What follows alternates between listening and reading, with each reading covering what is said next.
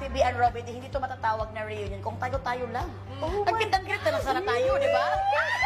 Kaya naman, tawagin na natin ang ating PBB Gen 11 ex-housemates!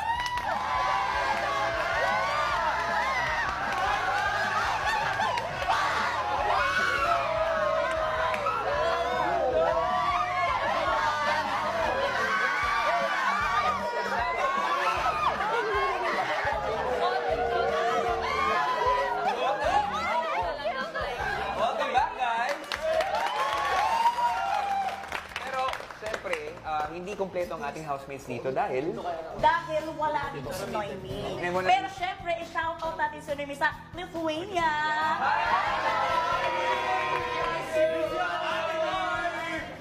Okay. Alam mo, nakakatuwa, Ate B and Robby.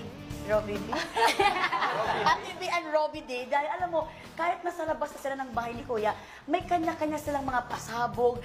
Busy sila sa kanilang family man, friends, or sa kanilang career. Kaya naman, tanungin natin si Kanaka, Mark, John, Gwen, Jolie, and Dylan kung kamusta. Ano na ang update niyo dito sa outside world? Ako po, super nag-i-enjoy ako sa life ko ngayon, sa mga guestings. Tas, I'm feeling blessed talaga po. Hashtag blessed. Hashtag blessed talaga. Mark naman! Mark! Ako po, siyempre po nag-enjoy ako sa life dahil nakakasama ko po sila lagi, gumagala kami. And siyempre happy po ako sa family ko dahil sinusupport nila ako lagi. And supporters ko po, siyempre. John, kamusta naman dyan itong paglabas mo sa outside? Kamusta dyan? Kamusta ka dyan, John? Super thankful po ako na isa ako sa naging housemates dito sa bahay ni Kuya. Tsaka din po, first time ko din ma-meet yung family ko sa Cavite City. Thankful din po ako na marami din akong guesting. Wow! Siyempre ang ating talagang theater na si Gwen. Sa akin naman po, sobrang saya kasi I treat every moment as a bonus. And to have the opportunity to have guestings and everything, to be known apart from being a dentist as a part of everything. So, Maraming sobrang salamat. saya. Candidate number 2. Siyempre ang ating beautiful doctor na si Jolie. Umuwi po ako sa Bicol, binalkam ako ng family ko. Of course, meron akong new family, yung mga housemate, and then from Star Hunt, Star Magic. Wow! Siyempre, huwag naman natin kalimutan na hinga ng mensahe din. Dylan? Ayun po, Kasi tanggol, no? Oh, tanggol. masayang-masaya po ako, lalo na nung paglabas ko, nagulat ako sa suporta ng mga tao and maglalaro ako sa UAP. Yun yung latest. Siyempre, gusto ko say congratulations sa lahat ng ating housemates, ex-housemates, dahil sobrang successful ng PBB Gen 11, all because of you. Palapakan niyo ang mga kita niyo, di ba? Ang daming ganaps lately. But speaking of ganaps, dito rin sa loob ng bahay ni Kuya, ang daming heartwarming na ganaps na nangyari. Daming mga reunions na nangyari dito, no? Specifically, unahin muna natin si Colette. Oh, kamusta naman yung experience mo na makita yung biological mother mo dito sa loob ng bahay ni Kuya? I feel complete. Ito. Sa English, I feel complete po kasi nahanap ko na po yung missing piece sa heart ko po. Nangyari dito mismo sa loob ng bahay ni Kuya, di ba? Kapwa, nakafeel ka ba ng lukso ng dugo?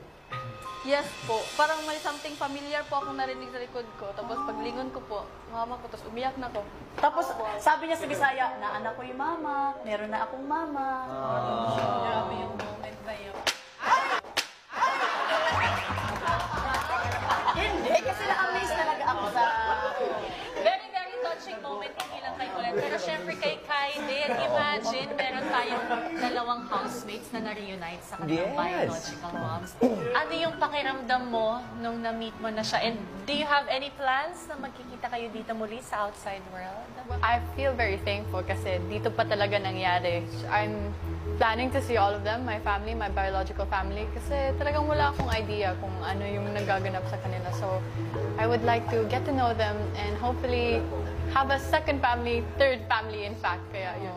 Ang ganda ng feeling na lumalaki yung pamilya natin, no? Di ba? Siyempre dito, kapamilya forever tayo. Pero speaking of pamilya, may na-reunite din si JM. Kamusta ang feeling ngayon na na-reunite ka? Nagkaroon naman po Kanino ba? Kanino ba? sa airpod. Okay. Akala ko. Kasi, para klaro lang. Hindi, syempre, with your dad, sobrang happy kami na, at nabalitaan ko na nag-karaoke kayo. Video Oo. Can you tell us more about that? Ayun o, paglabas ko dito, nagkaroon naman ako kami ng kaunting pag-uusap, pero hindi naman usapan. Kaya sinabi ko na lang na maybe this week ko, babiyaya ako ng pabikol para at least kasama ko yung side niya para makausap ko ng mas malawak pa.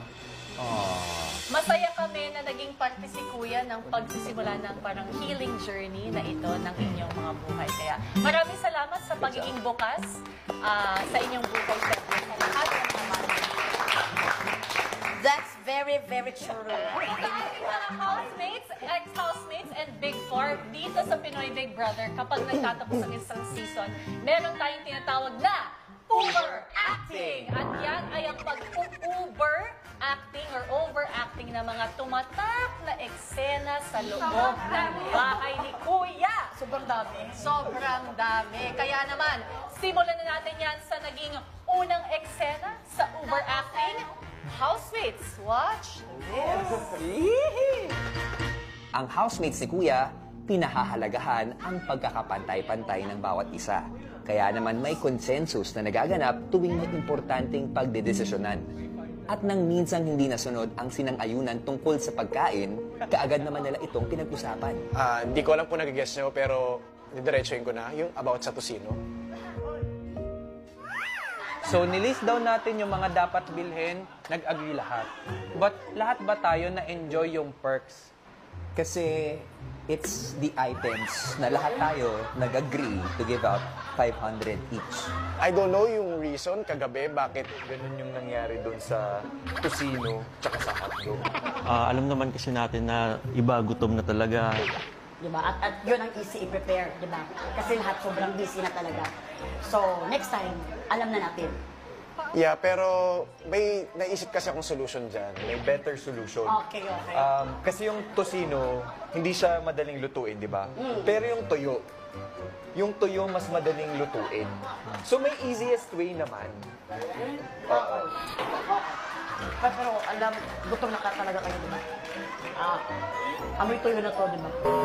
Hindi, kung nagkamali, okay lang. Hindi naman perfect eh. Hindi perfect. Hindi perfect, di ba? Kahit matatanda, nagkakamali. Kahit yung bata nagkakamali. Yung mukhang matanda, nagkakamali. Kahit yung amoy tuyo. Amoy tuyo, nagkakamali. Okay, gusto niyo amoyin to? Amoyin mo nga, Patrick.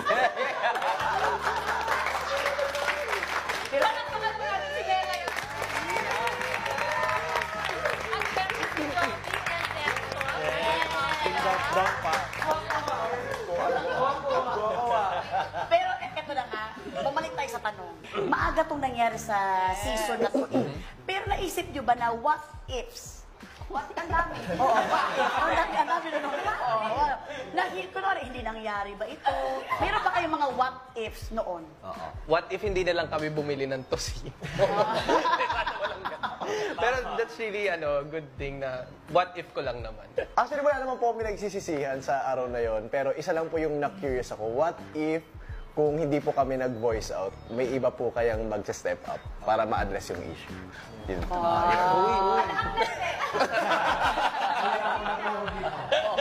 Pero syempre, Ang mas ang attorney ng lahat, ng tosino, si Brick.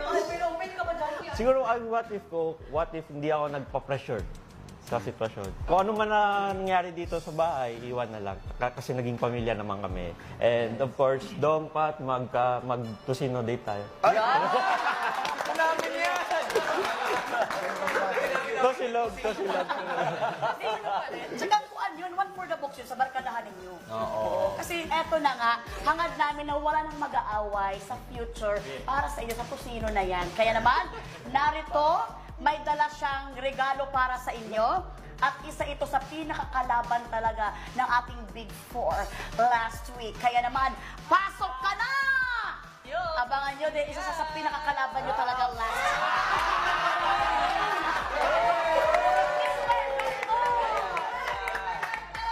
Meron pang iba? At may letter sa big winner. Ano sabi niya? Bati na tayo, please. Pinapatawad din ako si Mr. Carton. So napatawag Napatawad niyo talaga si Mr. Napatawad Carton. na. For me po, bati na kami. Okay. I forgive Pero you. bukod doon sa Tocino issue, I think dapat hawakan to nila Ding Dong at Patrick. Yan. Para wala na tayong away sa Tocino. Pakipasok. Ay, may bricks? May bricks? Yan, Briggs, tumabi ka kay Ding So Dong we at can, Patrick. para magkaayos na. Yan! Actually, naiyak kami nung nakita namin ito. Wala po ba sinidor? So, at isa pa dito, yung Yan. susunod na gagawin namin. Pagpasensyahan niyo ng mga mukha namin, ha? Sa bahay ni Kuya, importante ang maging matapang para ipaglaban ang iyong pangarap. At bahagi nito ang pagharap sa iba't ibang task at hamon na minsan ay nauuwi sa mainit na sagutan at diskusyon. Kagaya na lang nito. Oh, Fiang, sinabi mo sa akin noon na nawalan ka ng respeto. Totoo ba? Hindi ka lang marunong rumispeto? Sabi mo, pagiging palamura. Eh, sino bang mas ate sa atin? Eh, sino bang ate sa atin na nagbabad finger sa harap ng camera? Haba, Fiang. Haba, Fiang. 1, 2, 3. 1, 2, 3. Kinakapitan. Oh! Oops! You will never gain my respect. Alam mo, hindi ko alam bakit ate ang tawag ko sa'yo eh. Eh, hindi naman kita kaano-ano at hindi ka naman karespe-respeto. Alam mo sa ginagawa mo? Ano dapat ang tawag sa'yo? Attention seeker. Attention seeker. Eh, ganyan pala ugali mo eh.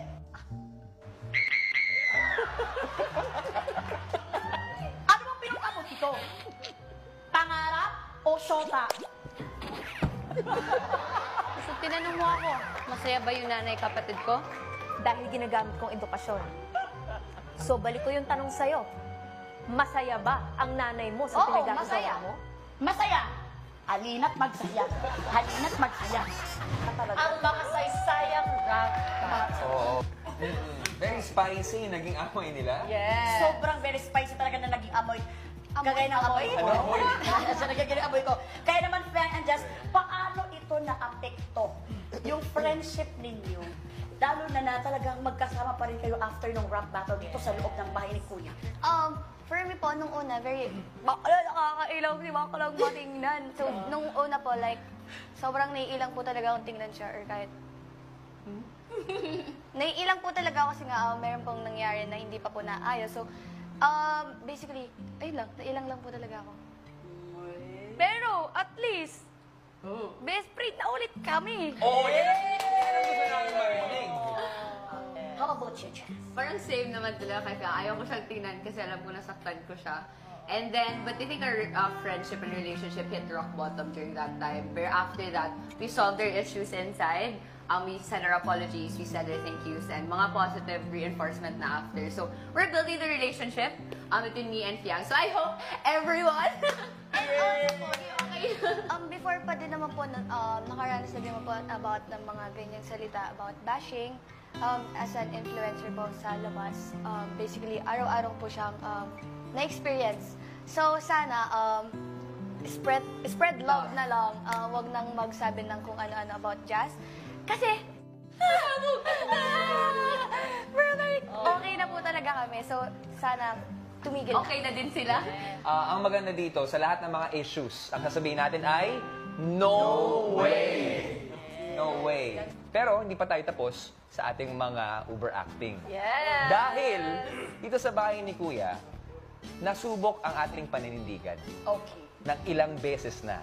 At dito sa papakita natin, isa ito sa mga moments na hindi malilimutan. Panoorin natin. Sa rami ng tasks at pagsubok na kailangan harapin sa bahay ni Kuya, siguradong masusubok ang buong pagkatao ng housemates. It's not about the chicken, sabi nga nila. Dahil sa pagpasok ng house challengers, paninindigan at prinsipyo ng housemates ang nasubok. Pinupunto mo na wala kaming alam sa mga napagdaanan nyo sa paghihirap nyo. Naging housemate na kayo, alam nyo yung paghihirap. Alam niyo gaano kahirap yun bilang housemates. Sa Ultimo Manok, alam niyo gaano kahirap yun makuha bilang housemates. Actually, it's not about the chicken. Actually, it's not about the chicken. Yeah. Exactly. It's not about the chicken. Yeah. It's not about the chicken, bro. Kami ang may call dito. Kaya kung anong gusto namin, yun ang gagawin namin. Diba? That says a lot about your personality. We're confused kasi when we were housemates, Fair. As housemates, as fellow housemates, it would be fair. Make us understand, please. And make it make sense, bro. Well, you know, people change. As far as I know, hindi kami nandito to help you guys. aabot ka sa point na may nagugutom na? Asa ng konting konsiderasyon doon? Sabi mo nga, may kanin kayo. Hindi ba kayo pwedeng mabusog doon? Ako na po. Ako na po. Sige na. Sa sinabi ni Kuya Pat, Na nagbutuhan, nagkasundo, ang tanong, yun ba talaga ang totoo? Umiiyak ako. Pag ganito ako. Naiiyak ako. Pag ganito ako. Nagagalit talaga ako. Hindi lang yun, basta manok. Alam mo yun, Jaren. Hindi kami magmamakaawa kung may kakainin pa kami sa labas. At in the very first place, wala naman kayong dalang manok pagdating nyo dito. Kung hindi dumating yung point na bumalik kayo, nasaan kami? Doon sa labas, ano kami tanga? Ano kami tanga? Alam ko ba pinagsasabi ko? Naiiyak ako, nagagalit ako. Kasalanan ba namin na pinabalik kami dito? For what? Sa spot? No way! You can have our spot. Deal or no deal? Bakit ka natatawa? May nakatawa?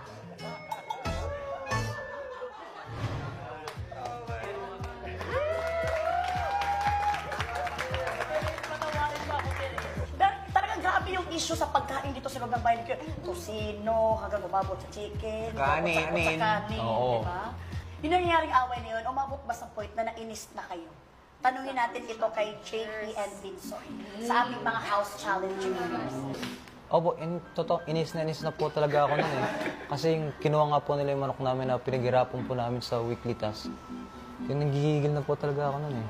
Tapos wala po akong deodorant. Tapos yung brief ko, isang piraso lang po. Side A, side B na. Si Vinsoy naman. Ako naman po, napayak po talaga ako nun paglabas ko kasi yung kanin, hindi ko malabas. Napayak po ako nun, paglabas namin na JM, payak. Ba't ayaw yung palabas yung kanin? Ang sama ang sama mo! Ba't ayaw yung palabas yung kanin? Pero dahil doon, masasabi natin na sobrang effective ng House Challengers natin. Oo, grabe. Palakpakan natin ang House Challengers. Diba? Sa House Challengers, ang pinaka-interesting din na posisyon doon ay si Jaren. Kasi na-evict, hindi lumabas, naging House Challenger ka. So, ibig sabihin, sa lahat, medyo ikaw yung pinakamalapit yung puso pa rin. Doon sa mga housemates, lalo na sa best friend mo na si Vinsoy din. May time ba na parang gusto mong sabihin, ayoko na, hindi totoo to, it's a prank! Well, there was definitely a time I felt like I was betraying them when I was doing this. There was a time where I just wanted to throw the chicken outside. But of course, I was a house challenger. So, Ano? Sige, sabihin mo. I will quit. Pero ang may pinakaalam at lahat nakatingin sa kanya kanina Therese. Oo. Alam mo, lahat Tiniris mo yung mga feelings ng lahat ng mga housemates. Magganun talaga, oh. Pati viewers. Pati viewer, oo. Ikaw, dumating ka ba dun sa point na gusto mo lang sabihin na, guys, relax. Hindi totoo. Of course, kasi that time, like, during yung tapatan po namin, like, I just want to say sorry, like, it's a prank na task lang to. But again, binalikan ko kung ano ba yung reason kung ba't kami pinasok dito. And that reason is to help Kuya and challenge the housemates. So, yun po. Effective. Yes. At actually, yung task na yon ang isa sa naging malaking bagay kung bakit naluklok ang ating Big Four sa pwesto yun. At dalawa dun sa talagang pinaglaban ang kanang pwesto ay syempre sina Colette at Kai. Anong nararamdaman mo, Colette, nung panahon na yon? Kaya nasabi mo lahat ng mga ganyan. No way. Lahat. Kaya po, hinayaan ko lang po yung emosyon ko po na lumabas kasi sabi ni Kuya, valid naman daw po yun. So, nilabas ko lang po siya, kaya po may nakakatawa, sad, ano po, yung parang nainis, ganun po. Kung ang daming emotions ni Colette, si Kai naman very calm and composed. Yes, very positive. Paano ka nanatiling ganun ka-calm kahit na nang iinis na talaga sila? Well, kilala ko naman din po sila kasi house challengers nga sila. Pero naging housemates din sila. And I can't just let that experience change my whole perspective of their character. Kaya talagang pinanindigan ko yung mga paniniwala ko sa mga kapwa kong housemates. Pero syempre, sa lahat ng naging issue, nakita naman natin naging overacting na yung lahat na naging issue sa loob ng bahay ni Kuya. Kitang-kita naman natin na nasusolve. Nagiging maayos lahat.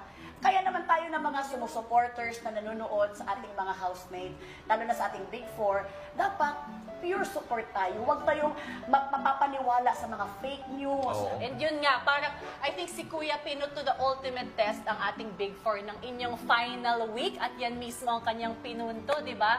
Ang mga fake news, mga information na misleading sa pagdating ni Madam. Pero syempre gusto natin tanongin ng ating big winner. Ano yung natutunan mo dun sa, lalo na dun sa linggo na yon tungkol nga sa maling impormasyon o sinasabi ng ibang tao?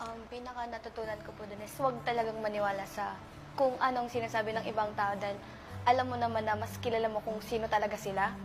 And yun, huwag kang maniniwala sa fake news talaga. Mas mahalaga pa din po yung friendship na nabuo namin. And alam naman po namin na kilala namin yung isa't isa na hindi naman talaga kayang gawin yun. So mahalaga talaga yung trust. And huwag talagang maniwala sa fake news. Bakit paniniwala?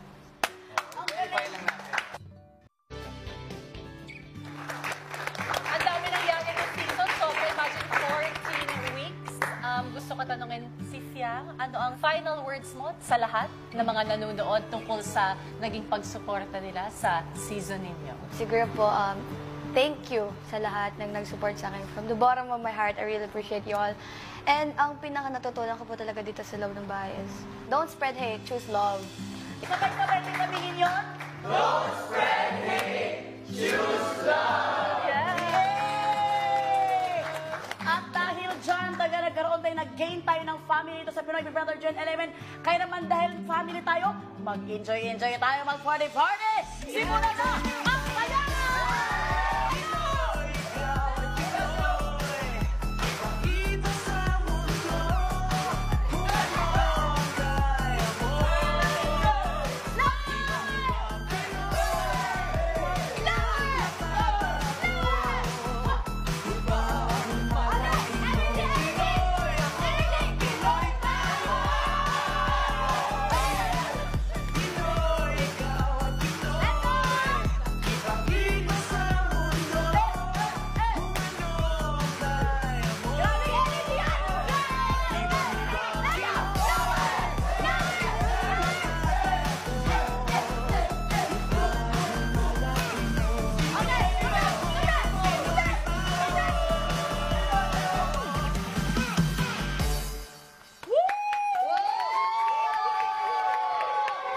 Housemates, pumasok kayong lahat sa confession.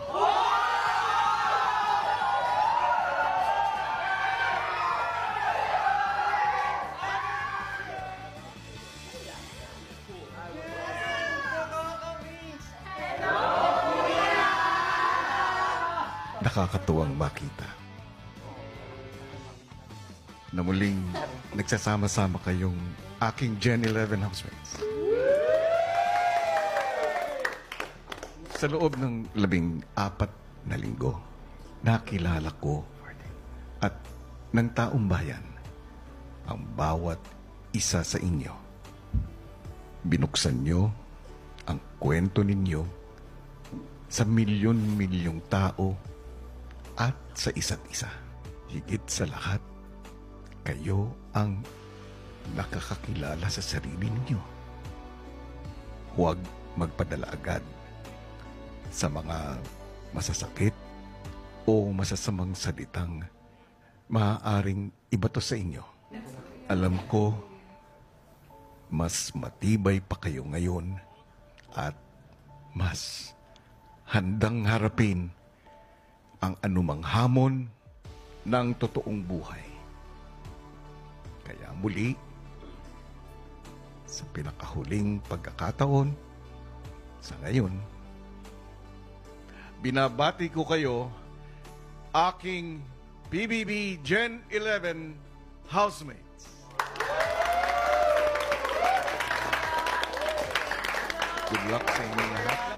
At gagabayan ko kayo. Hanggang sa muli.